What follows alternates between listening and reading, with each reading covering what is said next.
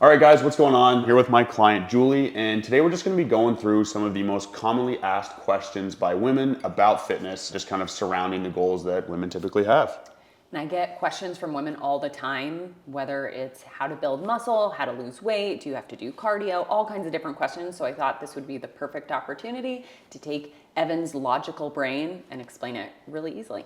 Yeah, so we're just gonna touch on some of the most common ones, and I'm gonna do my best to try and explain things as simply as possible, just to kind of give some direction. So many women, especially in my messages, are trying to build lean muscle. Is there a difference between lean and bulky muscle? Okay, so yeah, there's no difference. I mean, muscle is only ever going to be muscle. There aren't different types of muscle in that sense. You know, muscle is only ever going to grow or shrink. You can't tone, shape, anything like that. The only way that you would end up being bulky if you're looking to, build muscle is if you are actually building or adding too much body fat while building muscle. That's definitely the most common and the number one way. And then the second one would be if you just built a shitload of muscle, you could get to the point where you're like, okay, this is too much now. And even if you're lean, you still might look bulky, but that's just so hard to do, especially for women. And then especially even more difficult to do is building a shitload of muscle really quickly. Like that's just not gonna happen. And after lifting for 17 years, I've had many different experiences of this.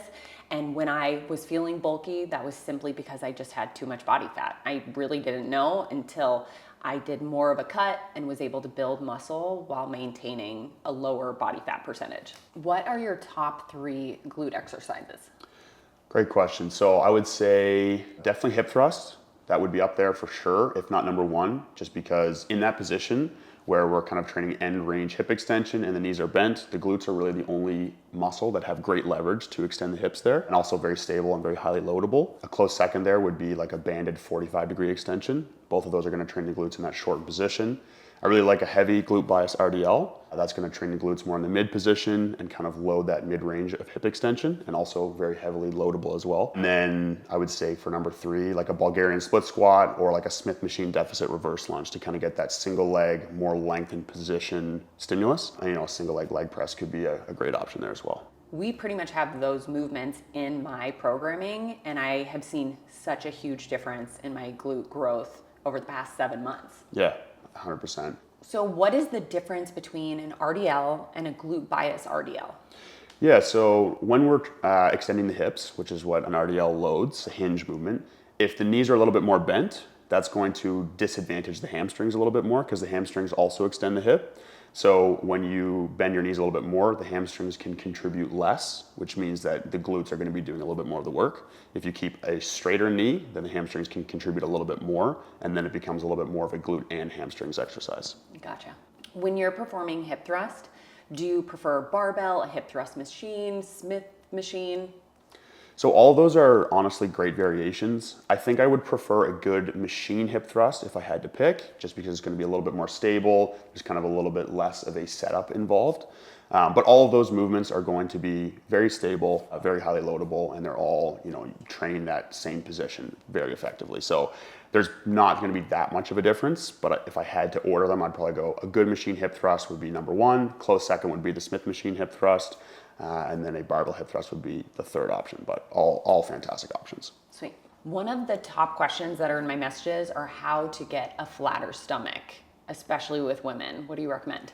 Yeah, so this is primarily going to come down to just body fat. Obviously, your ab muscles can contribute to how flat your stomach looks. And so you can build your ab muscles, you can develop them so that they're a little bit bigger, a little bit more visible under the same amount of body fat. But even if you have really developed abs, if you have a lot of body fat over top of them, you're just not gonna see them. You're not gonna have that flat stomach look. So realistically, the best bang for your buck in terms of getting that flatter stomach is going to be just a calorie deficit and losing body fat. And then you can obviously complement that a little bit by training your abs to develop them a little bit more too. And what ab exercises do you recommend if you want to build them up more? Great question. So the abs function to flex the spine, not flex the hip. And so a lot of ab exercises that you'll see online are a little bit more loading hip flexion rather than spinal flexion. So what we really want to do is pick a movement where you are going through a range of motion where your spine is extending, your chest is coming up, and then you're bringing your ribs toward your belly button, because that's really what's, that's what's going to move your abs through a range of motion, and then loading that. So I really like a GHR crunch, Not a GHR sit-up, a GHR crunch, or certain alternatives or variations of that. A foam roller crunch can be a good one as well because you're getting that spinal extension and that range of motion, or an ab pad crunch. Evan has GHR crunch in my programming, so I've been doing that for 7 months now, and my physique really changed to more of an hourglass versus blocky figure. Yeah, and I think honestly that's probably more so because we have lost a little bit of body fat and we've added more size and width to your lats and to your hip musculature.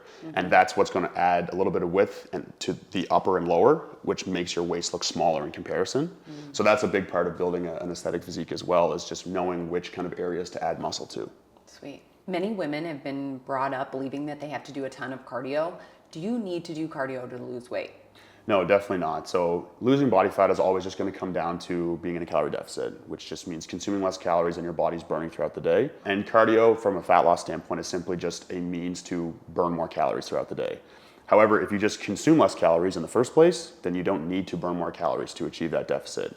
So it's just a tool that you can use to increase your energy expenditure so that you can eat a little bit more food while still maintaining that calorie deficit. But if you don't want to do cardio, you can just consume less calories in the first place and you'll achieve that deficit as well. And then what are the best cardio exercises in your opinion? I don't think you need to reinvent the wheel here. There's no special types of cardio. I just prefer low intensity, steady state. So just brisk walking. It's very accessible and it's not going to create a ton of fatigue that is going to potentially interfere with your weight training. Yeah, you have me doing 3 30-minute sessions of walking per week on top of my step count, and that's super easy to get through every week. Exactly. In your experience, what are the main things women are missing in terms of training to get the results they're hoping for? Yeah, so obviously this is, particular to my experience. I'd be curious to hear your answer to this question too, but in my experience, the thing that women generally are missing with their training is training intensity and training heavy. I think those two things women are just kind of less inclined to do naturally, which is totally understandable. But yeah, I think, those are the two things that I tend to see missing from most women's training is just loading things heavy, picking heavy exercises, and just training really hard. You have to train hard and train to failure or close to it, and real failure, I mean, not just slight discomfort, for you to stimulate the muscle to grow as effectively as possible. Yeah, I think women don't know what it feels like for something to feel extremely heavy because they maybe haven't pushed themselves to that point. So something feels heavy and feels, okay, I'm pushing hard enough, but the more you do it, the more you know you can push much harder and you can get much uglier. And it feels uncomfortable for a woman to feel like grunting or feel ugly in the gym. Yeah. They don't want to push that hard, but that is really what gets you to the next point. 100%, very well said. I'll also say too that obviously there's lots of women out there who train super hard and heavy as well. Right, so we don't want to generalize at all, but that's just in my experience kind of what my observation's been. Yeah, same with mine. In your opinion, what are the most overrated glute exercises? Great question. I'm going to start off with actually barbell squat. I know that a lot of people think you have to squat if you want to build glutes, and I think you do, but not with a barbell. You don't need to do the conventional barbell back squat. It's a very technical movement. It's not very stable, and it's very leverage dependent. So if your leverages lend themselves better to quad development, then it's going to be difficult to perform a barbell squat in a way that's really going to leverage the glutes. I would say walking lunges is another one, just because again, those are pretty unstable. They're not terrible, but they definitely load the quad eccentrically as you land on that front foot, and it's difficult to kind of progressively overload those because eventually you're going to be kind of wobbling around when you have heavy dumbbells. Walking sideways or doing stuff on the step climber, you're not going to build your glutes doing that kind of thing. Obviously, there's just not really a lot of opportunity for progressive overload or to load that movement very heavily. And then anything where you're kind of wrapping bands around your knees and doing, banded kick sideways things and superset like pulses and clusters and all that kind of stuff. That's just same idea. That tomfoolery is you're kind of just flailing around. And then I would actually say goblet squats as well, just because you're not going to be able to hold enough weight. At least if you're somewhat developed, you're not gonna be able to hold enough weight here that's gonna be able to challenge your glutes or the muscles in your legs. I'm guilty of all of these things. Thousands of barbell squats, so many banded movements, so much walking on a Stairmaster, and I promise you, it did not get me to where I wanted to be until I had proper programming.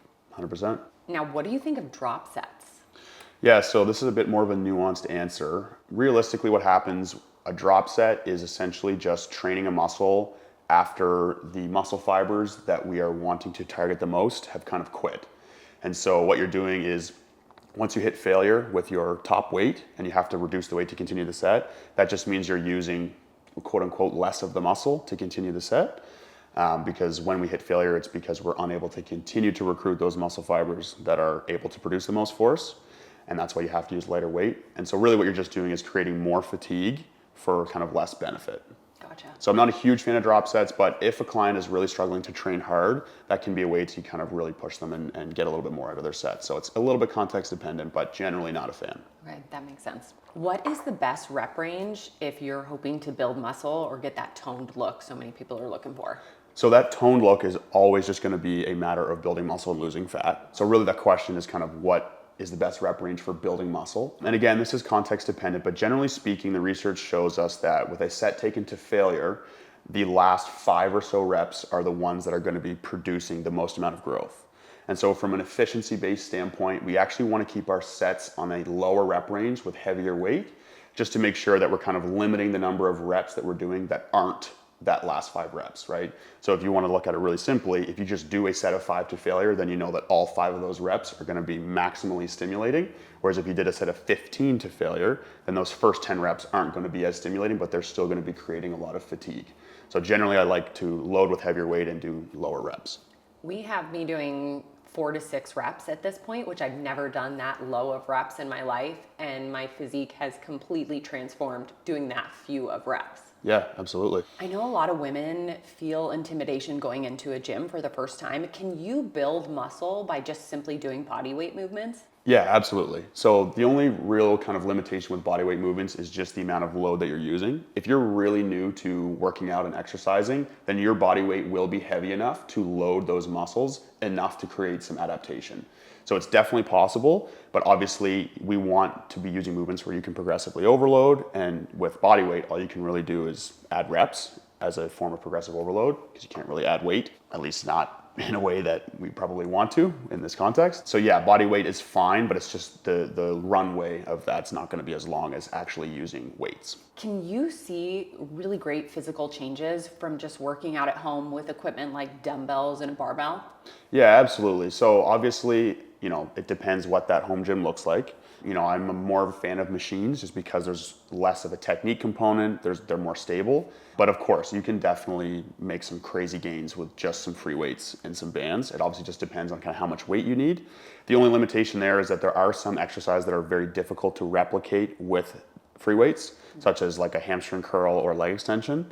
And those are 2 movements that you can't really get the same quality stimulus, or you can't really replicate the stimulus with a dumbbell or with a barbell. So as long as you're okay with kind of not covering those bases, you can definitely make some solid gains. And will be the biggest limiting factor just be how much weight you have at your house in terms of dumbbells or barbell? I mean, yeah, so that will be one of them. And then, like I said, it's difficult to perform. A leg extension, for example, trains the rectus femoris, head of the quad, and squats don't really. So if you can only do squat pattern movements because you only have free weights, then you're not really going to get a lot of rec fem growth, which is fine. You can still get great quads without developing your rec fem. It's just, it's not going to be quote unquote optimal. Gotcha. From a diet standpoint, what do you think is restricting women in their progress the most? Good question. So I would say in my experience, there's kind of 2 main things I see restricting them the most. Then the first one being alcohol. I mean, alcohol is just so normalized in our society, and people don't really give it enough credit for how damaging it actually is. Obviously, very calorically dense, empty calories, and it hurts recovery. It reduces muscle protein synthesis, it hurts hormones, it crushes sleep quality. All those things are going to really hurt recovery. And lots of women are dialed in with their training and with their diet, but then they'll have 1 to 2 glasses of wine a couple nights a week. And if that's 200 to 400 calories a couple nights per week, you're going to be in a surplus. And then the other thing is just snacking on food. So a lot of women are making lunches for their kids or cooking supper or things like that. And the food and snacky food in particular is around them, and they're picking away at that and not tracking it. And the more you're drinking, the more often you're around those snacky foods because you have friends over, you're at a party, you're at a bar, and it's so easy to consume those calories without even paying attention and not being able to really track them. And so those numbers, not only from the alcohol, but those snack foods just skyrocket. Yeah, big time. I mean, alcohol also increases appetite. And so, if you're putting back some alcohol on a Friday night, even if you've been locked in all week, You know, you're putting back 800 calories worth of alcohol, and then your appetite spikes and you're having friends over and there's some snacky food out, and you're going to hit another 800 calories worth of that. And if you're in a 300 calorie deficit all week, and then by the time you get into that, you know, Saturday evening occasion, you're at a 1,500 calorie net deficit for the week. Well, you just negated that whole deficit. I feel like this is where people run into so many issues because they're like, my diet's perfect, but they're really not accounting for that weekend, that Friday, Saturday, maybe even Sunday when they're watching football, 3 days. That's huge, even if they're perfect Monday through Thursday. Yeah, 100%. I mean, it's so much easier to overeat than it is to consistently undereat, right? And so even if you are consistently undereating by 500 calories per day, that's a pretty sizable deficit, you know, you're in a 2,500 calorie deficit on the week by the time you hit that weekend, but you can do 2,500 calories over in one day, like pretty easily. So easily. One of the coolest things about working with you is my physique has changed so drastically, so quickly in such a short amount of time that one of the questions I get the most in messages is, are you on Ozempic? Are you microdosing Ozempic? And since it's become such a part of our culture now, I think that's people's go-to. They think people automatically are on it. So what are your opinions on Ozempic? So I don't think Ozempic or GLP-1s are necessarily bad. I just think that they're just another tool in the toolbox, and they're only bad when people are trying to use them as a Band-Aid solution. So relying on them too heavily and then not following up with the healthy behavioral changes like getting a good amount of protein in, lifting weights, exercising, getting a good amount of fiber in. Those things are going to improve satiety anyway. They're going to help build muscle mass, maintain muscle mass. And if you're not doing any of those things and you're just trying to take the easy way out and just kind of hack your way out of it by taking Ozempic, that's when we start to run into problems. And I think that's when, you know, it gets a little bit of a bad rep. And I think that's where I would not like to see it applied. But otherwise, if you're applying it intelligently at a healthy dose, under supervision, and alongside those other interventions, I think it's fine. But I'm always a fan of behavioral and lifestyle changes first, like natural interventions first, before going the supplement or drug route. I think that's such a big, important piece is like the consistency with those habit changes over time. As we've been working together, it's been consistent habit changes within 7 months. Consistent program changes, and that's what has led to the changes in my physique, but I've had to stay consistent with it. Absolutely, and that's going to be the name of the game regardless. Yeah. So the other thing too about Ozempic is that ultimately what it does is slows digestion and reduces appetite, and then there's also some effects of just kind of reducing food focus. So all of those things lend themselves to fat loss goals, and fat loss is great, or I should say weight loss goals. But a lot of what people are looking for is fat loss, which means losing body fat but maintaining muscle mass. And so Ozempic's not going to help with that. Ozempic is not, or GLP-1s is not going to help with that. That's going to come from eating enough protein and exercising, right? So it's only kind of half of the battle, and that's why it's so important to add it in alongside these other behavioral and, like you said, consistent kind of lifestyle changes and habits. And so what do you think the benefits to being on a GLP-1, like who would be the best person to be on it? You know, obviously I'm not a doctor, so I need to obviously preface this with that. But I think for people who really struggle with food focus, it could be helpful for them. Or if somebody is severely overweight and they need a drastic change in order to get their health in check, then I think that it's appropriate for those situations. You know, it's one of those things where even though it may be an artificial or kind of like unnatural way to achieve that reduced appetite and reduced calorie intake, which may have its kind of negative consequences, depends on the person. I think that the pros of losing a lot of body fat and getting to a healthy body fat level probably outweigh, and at least in some cases, outweigh the potential risk associated with it as well. So a lot of women are convinced that they can't make progress simply because of hormones. Is that true? Yeah, so kind of like in your situation, before you came to work with me, you were told that the reason you weren't going to be able to progress was because you had low testosterone. And then obviously we didn't have any hormonal intervention with you, and we've been able to see those results. So I really think that as much as hormones will play a little bit of a role, for sure, if they're optimized, you know, your body's going to be a little bit more efficient, but they don't circumvent the laws of thermodynamics, right? So they don't change the rules of the game. If you're in a calorie deficit, you are going to lose weight. If you're in a high protein calorie deficit and you're lifting weights, you are going to lose body fat. regardless of what your hormones are doing. The thought kind of experiment that I typically go through with this conversation is if your hormones are all messed up and you literally ate nothing, which I'm not suggesting doing, but if you literally ate nothing for like 2-3 weeks, you're telling me you're not going to lose weight? Yeah. That doesn't make any sense. No. So as much as those things do play a role, and like I said, if they're optimized, your body will be running more efficiently, you're going to feel better. They don't change the rules of the game. Yeah, makes sense. My messages are flooded with women talking about perimenopause and menopause and feel like they are not going to be able to make progress due to hormonal changes that are happening around that time. What are your thoughts on that? Yeah, I mean, so again, hormonal changes are going to play a role, but I think a lot of women are kind of convinced that once they're in perimenopause or once they're in menopause or all the way through it, that they're basically screwed and they're just not going to be able to make progress. And that's just not true. I mean, even in my personal life, I have several family members who are all the way through menopause, well through it, and have been for years and are crushing it, getting stronger on a regular basis, building muscle, losing body fat. And again, it just comes down to dialing in their consistency. The one thing we do see with older women or women who are, middle-aged or postmenopausal in general is just that they require a little bit more protein intake. And so, that could be a slight difference in approach. It's just, they're going to need a little bit more than maybe 1 gram of protein per pound of body weight, which is the typical kind of recommendation. But yeah, menopause is definitely not you're not screwed. It does not mean that you are unable to progress and that whatever you're working with now is what you've got for the rest of your life. You can definitely still absolutely crush it and get in the best shape of your life long after menopause. And it feels like tracking your food, really dialing in your nutrition, as well as moving just on a regular basis, making sure you're getting a lot of movement in.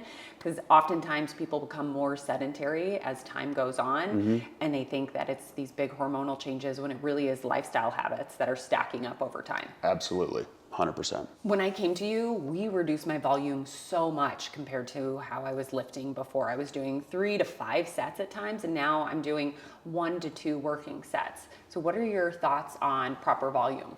Yeah, so when you are training really hard and you're training heavy like we are, you are being much more efficient with your sets, so you don't need to do as many of them. And that's something I often see with people in general, but especially women, as they're hammering the volume. And ultimately what that's doing is preventing you from being able to maintain that intensity for all of your working sets across your workouts and creating tons of fatigue and then tons of inflammation.